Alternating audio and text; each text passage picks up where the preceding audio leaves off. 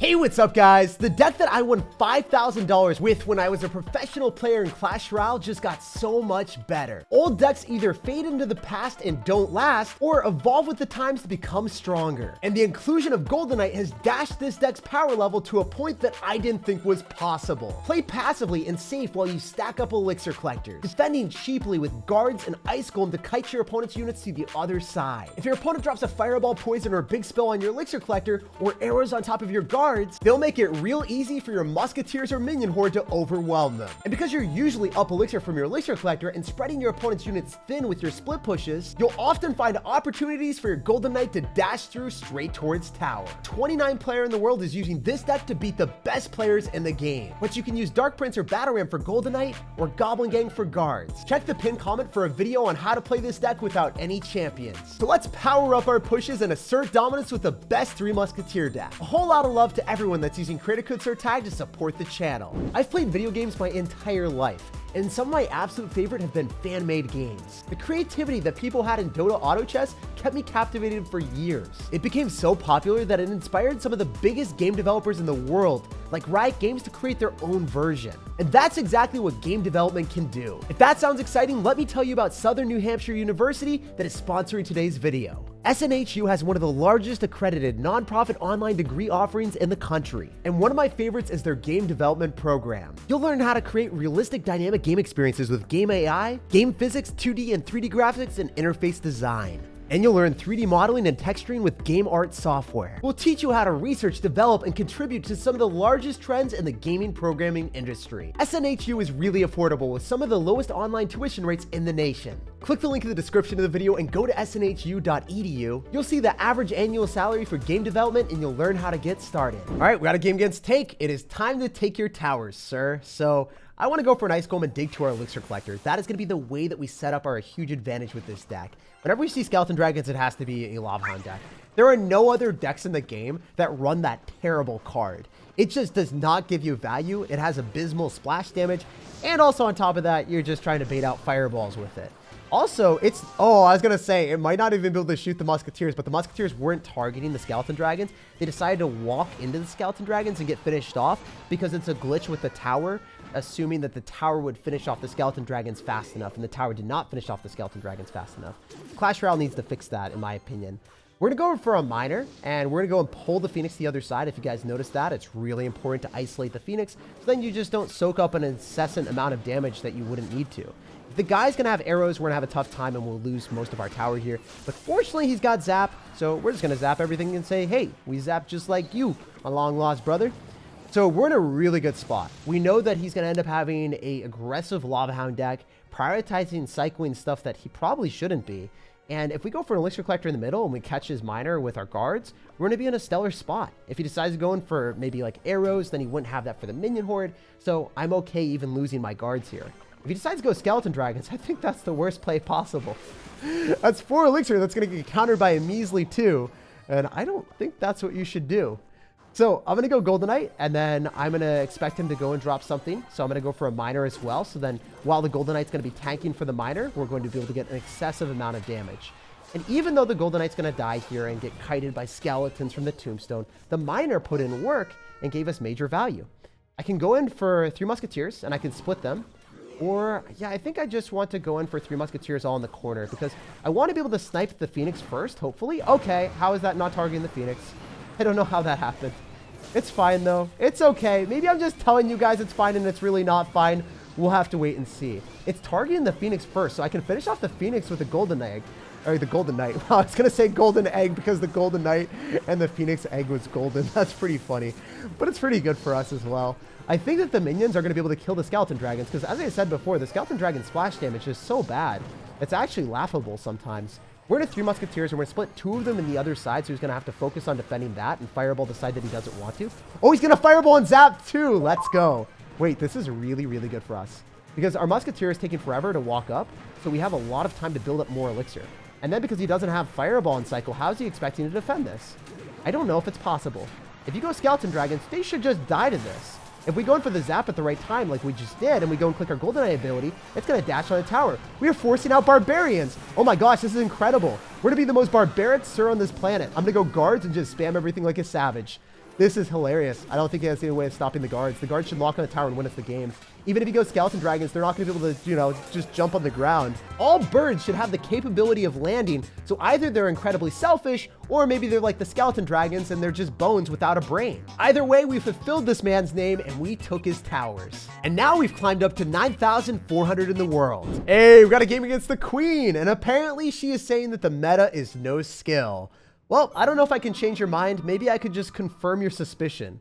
I'm going to go in for guards on the right-hand side, and we are ready to spam 3 Musketeers when we get any advantage. So, this is weird. I don't think I've ever seen like a Royal Ghost plus Goblins deck that I can identify. Are you also running 3 Musketeers? Do you have a fast cycle deck? Oh, it's going to be a fast cycle deck. It's not going to be 3 Musketeers. So, I think it's in my best interest to go for an Elixir Collector here. And then if he decides to go Bandit, maybe we can dash onto the Archer Queen. Okay, that didn't work. I was hopeful, sometimes things jump across the river and then dash onto the tower with the Golden Knight, and there's like no reason for it to work. And then you just have to sit there and just be thankful for it. In this predicament, I need to go for an Ice Golem and then have it pop and slow down the Archer Queen. And then I think I have to go for guards afterwards just to minimize the amount of damage he gets. And then I'm going to go Miner right into Goblins and then probably zap on them. So not a good spot for us to be in, but it's something I can work with. I neglected zapping on the Goblins because if I did that, then I would have to go for the Golden Knight anyways, and that would cost 6 elixir, and I just don't want to do that. I'm going to go for a zap here, and then I think I can get an Ice Golem to body block and push the Barbarians back so they don't connect to my tower. And then, yeah, we're in a decent spot. I mean, the Barbs are going to relock back on the tower, but it's all good. It doesn't matter all that much. So we know that our opponent is running a very aggressive Bridge Spam deck with Battle Ramp. So if we can get an elixir advantage, we can stack up 3 Musketeers on one side and just carry our way and wait in gold and success. This elixir is going to be so meaningful. If I can soak up some damage from the Magic Archer and get an advantage here, it's going to be well worth it. So I'm just going to eat the Magic Archer because it's not going to take out my entire tower. It's kind of a measly card with very little HP. And now he's in a predicament. What does he do? Does he cycle spam right into 3 Musketeers? He doesn't have a big spell in his deck. So, I don't know what the heck he's going to do. I can also go in for a Golden Knight in the same side as his Royal Ghost and expect him to go in for an Archer Queen. So, he goes in for an Archer Queen. Maybe we can make this work really well if we get an Ice Golem down here and force out all of his Elixir on the right-hand side. Meanwhile, we go in for a Minion Horde, and then we can kill it, and then we go in for a Miner because then everything's getting tanked for by the Ice Golem and the Miner. There's nothing you can do to kill the Minion Horde. So that's the reason why I like this deck so much. It's just extremely tough to finish off these cards when we've got the Ice Golem and also the Miner as small mini tanks. And then we can go for 3 Musketeers in the back and build up another big push because it's all about momentum with this deck. If your opponent's down, you just keep rolling with spam and then they can never get their proper footing. So I'm going to go in for Miner and Guards, and then we're going to force out the Archer Queen on the left-hand side. If he goes Royal Ghost on the right, then he's going to be in a pretty bad spot because the Musketeers on the left-hand side are just going to take his tower. Meanwhile, he has to stop the Golden Knight from dashing onto his tower, and then he loses everything. So, as you guys can see, this is one of the most miserable decks to try to defend when you're down Elixir because it's simply not possible. You're going to lose all your towers, and then you're going to end up with a clan just like this guy saying that the meta is absolutely no skill. We're making our way up the ranks with 3 Musketeers to 7,600 in the world. We got a game against someone from a brand new town that I've never heard of before. So, want to go in for guards whenever I get the opportunity if he decides to go and spam me. And he's going to go Bandit, so he's going to give me that exact opportunity that I was talking about. So when I see Bandit, I'm probably going to be playing against a Pekka deck. There's also a chance it's going to be against another 3 Musketeer player. So I don't know what it's going to be, but we'll see very shortly. I'm going to get a very delicious Minion Horde to devour everything here. And then I think I can get away with a zap on the minions and also target the Royal Ghost. He went in for Rage. Wait, we can get a Miner in front of some of the minions? Can I use a thick Ice Golem to push the Royal Ghost off my tower? I'm really praying that the Royal Ghost stops hitting my tower. That's going to rack up like 1,000 damage if left alone. Okay, we're in a good spot. We're losing the game, but not by that much. And we figured out that he's running a Pekka deck. He's running Pekka with Rage, though, which is not something that you see very often, right? Most of the time, people are always playing with Zaps so they can reset Inferno Towers and Inferno Dragons. But I guess it makes sense. If you're running a Pekka deck and you already have the reset with the Electro Wizard, maybe having Rage would make sense because you're able to get more value from your units.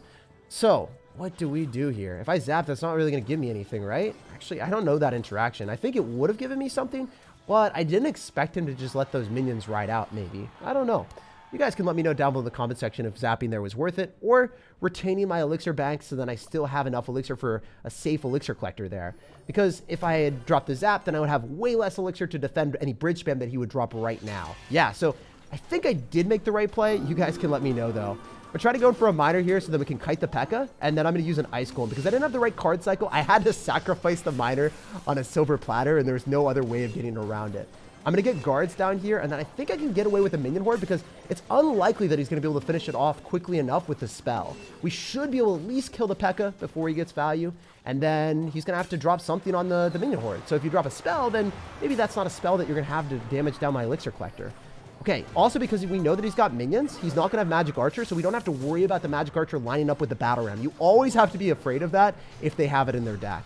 Just going to consistently go for elixir collectors, and as you guys can see, it's fun to play this deck because you can just spam like a wild child. I don't think the Golden Knight's going to go and connect, but it was close. It was kind of close. Maybe. I don't know. Maybe I'm living in a different planet and you guys are like, Jake, and no universe was that close. The rage is really coming into effect from our opponent here, and he's going to go in for a poison, allowing me to get 3 elixir collectors on the field for a short second. Let's admire that achievement. That felt pretty good. But now, because we have an influx of elixir, we can utilize that to our advantage and go in for the Musketeers. You can also kite the Pekka to the other side if you guys haven't done this before. It's pretty fun. Oh, no, he dropped it in the corner, so I can't kite it. All right, do I go in for guards early so I can get back to another cycle of them? I think that's going to be our best bet. So I'm going to do that, and I'm going to miner here, and I'm going to try to get away with the minion horde, and then try to even like ice golem to kite the Pekka if possible, and try to separate everything so then the guards can kill the barbarians. Meanwhile, the musketeer on the right-hand side is going to lock on the tower. That's huge! Let's go! 600 HP in a dream. We can just spam musketeers because we were up so much elixir from the elixir collectors, right? Isn't that the right play? When you're up so much, might as well just continue to bombard your opponent. Be relentless with the aggression. So we're going to go minion horde here. There's a high chance he decides to go in for a rage, and I need to be able to kill that quick, and the Golden Knight would not have been able to kill it fast enough. Meanwhile, the musketeer and the miner dig our opponent's grave. Super close game, and if I hadn't dropped the minion horde into the rage on the left-hand side, I definitely would have lost to the barbarians. Very good Pekka player, but there was no way for him to outplay us just because of the matchup. If you're allowed to play Elixir Collector SimCity and build up a huge advantage, no matter how talented your opponent is, they're going to be overwhelmed by your insane amount of elixir. All right, let's get it. We got a game against the Colossal Hunter, and you know what? We're going to give you a huge fish to fry. I'm going to go for 3 musketeers and spam you in every single side. So he's going to go in for a goblin barrel. Okay, so usually whenever we see this, it's going to be like a princess right here. So I'm going to try to make a prediction with a miner. Maybe we can snipe it. Yo, I do. Let's go. I love the fact that I was able to make that outplay. Just because I've played against logbaits so much, I know exactly their placements. And here's something that you guys might not have thought about. With the princess out of cycle, it's very hard for him to stop this minion horde. Instead, he might rock it. Oh, no. I forgot. I'm an idiot. Oh, I was thinking classic log bait. So if it was classic log bait, he would have had to rocket on that, and then I would have gotten a free elixir collector and won the game. So I would have gotten a free elixir collector advantage. He wouldn't have been able to punish it, and then it would have been game over. Unfortunately, this matchup is slightly more miserable. He's going to have a 1 elixir ability to just destroy my minion horde every single time. And then also on top of that, he's going to have a goblin barrel that I can't counter because I don't have zap. Plus like log and bard barrel. I just have zap. That's all I have. That's literally my only answer. So it's just something to keep in mind that, you know, not all matchups are going to be extremely easy or fair in Clash Royale. Sometimes you're going to have to make some huge outplays and also be 1 step ahead of your opponent. And if you aren't, then you're going to have a really bad time like me. I think that the goblins walk up so the Golden Knight dashes on everything, and that's exactly what happens. We always want to go Ice Golem so we can go and kite the Mighty Miner to the other side. The only thing that's bad is he could potentially Princess and have the Mighty Miner tank for it, and then that would be a problem because then I would have to drop Minion Horde, and then that would go right into the Mighty Miner bomb, and I can't have that happen, so I just have to eat all the Princess damage. Okay, that was relatively smart on his end. I think I can just go guards, though, and I'm fine because the guards should be able to body block for the Mighty Miner. The goblins are going to do a lot of damage, but the guards have long range, so, you know, the goblins aren't going to do as much as he was hoping for. He'll probably go for Princess if I had to guess, and then we can go in for a Golden Knight and snipe the Princess, and then hope we go and snipe the goblins, and then lock onto the tower. We want him to click the Mighty Miner, if possible. That would be what we would desire. Unfortunately, that's not what happens. So we're going to go for a miner here. Maybe he goes Princess with the river, and that would make me super sad, because I would have to zap on top of the Princess to reset it. But fortunately, that's not what happens. We can 3 Musketeers, and I want to split most of them. I should have split 2 in the left, because that would have been in the same side as his goblin barrel, but at the same time, like, I wanted to be able to damage down the princesses, so I kind of wanted to drop more musketeers on the other side. I don't know if that was optimal, but it is what it is. We're rolling with what we got. I'm gonna go in for a miner here in the left-hand lane because we have 1 musketeer and 3 guards coming out his tower. If I zap here, I think the guards can do a tremendous amount of damage. Yo, those guards are putting in work. They are not guarding. They're fully on offense here, putting us in a winning position. So the 2 Musketeers on the left will probably get logged and Princess. So I want to make sure that, you know, it's going to go and target the Ice Golem first if possible. And I'm going to go for a Miner here. I'm going to use the Golden Knight ability to reset the Mighty Miner, because the Mighty Miner is going to be able to target it, but then it can't because the Golden Knight goes invisible when it goes in for the dash. The Musketeers on the tower, so that's a lot of damage. The Zap, I think, was a slight overcommitment on our end, but it's okay. We're expecting him to go Princess, so I'm going to go Ice Golem here, just body block. He doesn't go in for a Goblin Barrel. What is he doing? Okay, what if we 3 Musketeers? Is that smart? Or is it better for us to go Golden Knight and then go in for, like, the Golden Knight ability and hopefully dash onto, like, an Ice Spirit and hit the tower and everything? I'm going to Minion Horde here. I'm going to Miner, and then I think I can get away with the Zap on top of the Goblins that he has to drop. He's going to drop Goblins right now, and we are able to zap them. He's going to click the Mighty Miner ability to finish off the Minion Horde. He'll probably Princess. We always want to use our guards on defense against the Goblin Barrel, because that's going to be our most effective way of countering it. And the Mighty Miner doesn't have enough HP to finish off our tower, so we can just play rather safely right now. I want to be able to kill the Princess so then I can lock onto the tower here. I think it should be able to lock onto the Goblins and hit the tower. Look at that.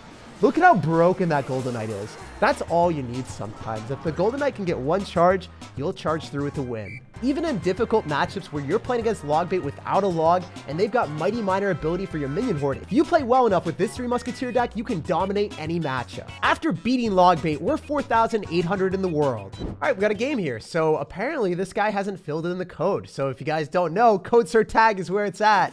This guy is going to go for a Miner, and we're going to catch it because the power of code SirTag. That's what's up.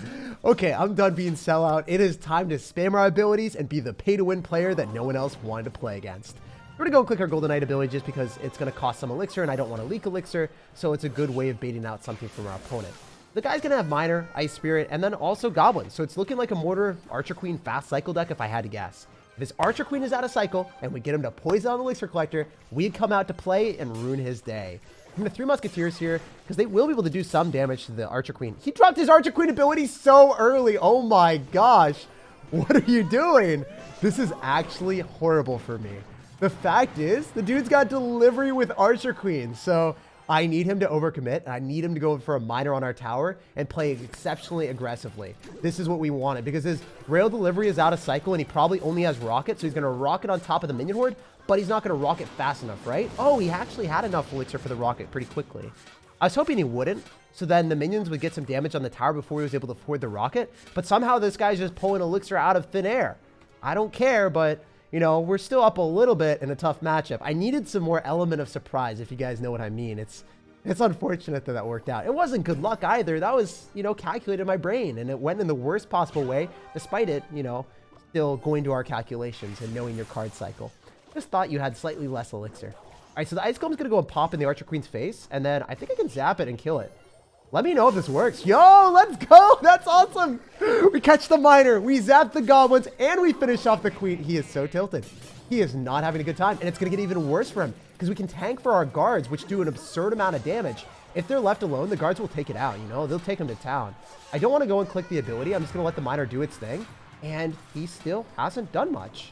I don't want to give him rocket value, so I'm going to go for 3 Musketeers and preclude the potential of him minering on my tower. And then he has to focus on defending this. If I go for an Ice Golem here, and I go for guards on top of the Miner, oh, it's unfortunate. Always drop your guards in the back so then they have time to, like, go up and greet the Miner no matter where the Miner is. So I'm going to start dropping that in the back, and I'll show you guys why it's optimal to do that there. I'm going to go for Elixir Collectors again, and see if he decides to go for a Miner on the tower or what he decides to do. I think he's going to Miner on the Elixir Collector as always, because if you have Rocket, you kind of just want to save that and see if you can hit the 3 Musketeers. I guess he just has never done it. He never wants to make a crazy prediction. I guess he's not as wild as I am. Yeah, he's going to rocket on the Musketeers as expected, but he didn't do it like as a prediction. I don't know. I think some people do, and they're just kind of crazy like me. What do we want to do? Do we go for an Ice Golem here and then go Elixir Collector in the back right? If we drop it in the back right, it's going to be harder for him to counter this, because if he goes in for a Minor Rocket, you think about what does his rocket catch? It catches guards. Guards have shields. They don't care about your rocket, bro. Also, the fact that your Archer Queen just deleted everything is making me very suspicious of how good of a card that is. It just doesn't feel fair, you know? It's going to rocket on the Musketeers, but they still eat the Goblins alive, so that was well worth it for us. And notice how I'm always getting Elixir Collectors on the map, so then, you know, even though my cards aren't necessarily cost-effective into his, we are getting so many good Elixir trades with our Golden Knight ability and forcing out Elixir that, you know, maybe we can stampede through with Miners. Maybe our Miner will gradually, slowly but surely do enough damage to the tower because we have so much Elixir from our Elixir Collectors. At least that's what the goal is right now. As you can see, I'm pretty sure this is the most difficult matchup I could get. It's not very fun, especially in the later stages where he can just bombard me with rockets and finish off the game. Like, I can't ever let him get a lead because then the game is over for us. Yeah, he's just starting to rocket my tower now because he knows that he can defend with royal delivery very effectively. And I'm trying to split up my Musketeers so that he can't rocket on everything at once. We're going to go and click the Golden Knight ability, and then we're going to miner. Even though we've done a lot of damage to the left-hand side, I just want to continuously split 2 Musketeers in the right-hand side and make him feel like I'm going in the right-hand lane. And then last second, I'm going to swerve and switch it up and go left-hand side. So I'm going to go Ice Golem in front of the Musketeer. I'm going to go Golden Knight here. We've got 2 Musketeers rallying in the right, and I don't know if this man has any fight to finish off the left-hand side. The 2 Musketeers are coming down on the right-hand side as well, and I'm just always spamming cost-efficient cards. It's like, you know, the 3 Musketeers are the only card that I can apply aggression with the Golden Knight because the minion horde is just going to get crushed by the delivery every single time. And at the very end, even though our opponent had a hard counter to us, they sarcastically spammed the CRL emoji full of salt. We cracked the code to crush code, and he wasn't too happy about it. And after crushing Toxic Rocket Cycle, we're 4,700 in the world. Like, subscribe for more daily videos, and have an incredible rest of your day.